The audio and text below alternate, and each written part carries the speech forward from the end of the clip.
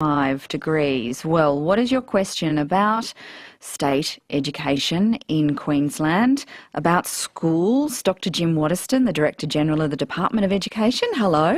Hello, Emma. Now, there has been a big issue, before we get to a couple of calls, because they're already coming in. I'm sure they are. There was some concern around religious instruction in Queensland state schools in recent weeks, where there was criticism that there'd been some sort of edict laid down that students weren't allowed to use the word Jesus and weren't allowed to exchange Christmas cards. Has that been happening? That certainly hasn't been happening, but there's certainly, as you identified, been plenty of commentary around the nation. We've heard from all kinds of journalists who've got commentary on this. I'm really glad you asked. I do want to clear this up. There's been no change to policy or regulations or legislation in relation to religious instruction in Queensland for 40 years, and that's still the case. What happened was that publishing companies create curriculum for religious instruction. And so in one school in particular, there was an issue around that curriculum and whether it was appropriate or not. Is that the magazine God Space? Is that what it's God called? Space is one of them, and there's two others. So we reviewed them, and in sort of the essence of fairness and transparency, we put those reviews online. But the reviews were to the publishers to make sure that they took into account our assessment to get the publishing right, so that some of those activities that might have sort of caused some dissension were taken out.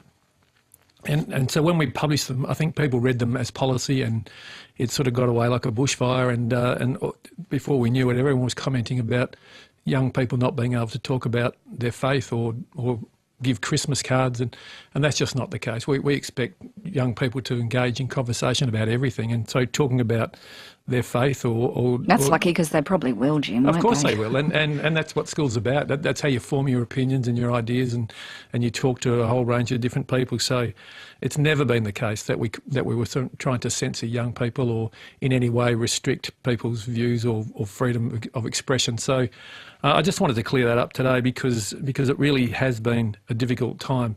We've worked with a group, the Religious Instruction Quality Assurance Group, and they're mostly the leaders of each faith-based organisation that present religious instruction in schools. They've been fantastic to deal with, and those people have really collaborated well to come up with some clarity around the ambiguity that might have been in those reports, just to reinforce that there has been no change to policy in terms of religious instruction in Queensland, and we're one of the states that allows religious instruction to occur, and it will continue to do so. And you get criticised for that as well.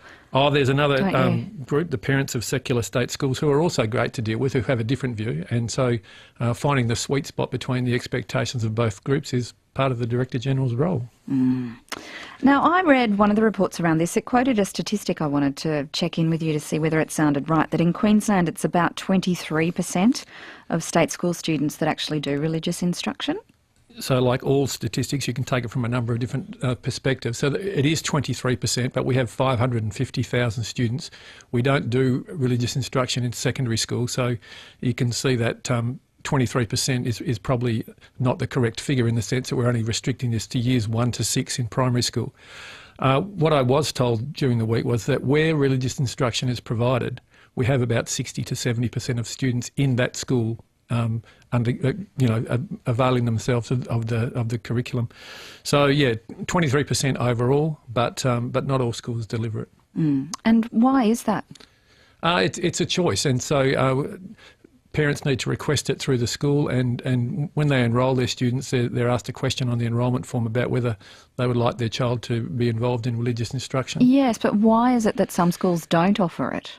I suspect it's the community decision, but it is a school-based decision. So the department doesn't mandate it, but it's legislated that it can be provided. And so some of it's historical, some of it's sometimes it's been in a particular school for a long time, and conversely, it hasn't been in some schools for a while. But all students are entitled to if they request it.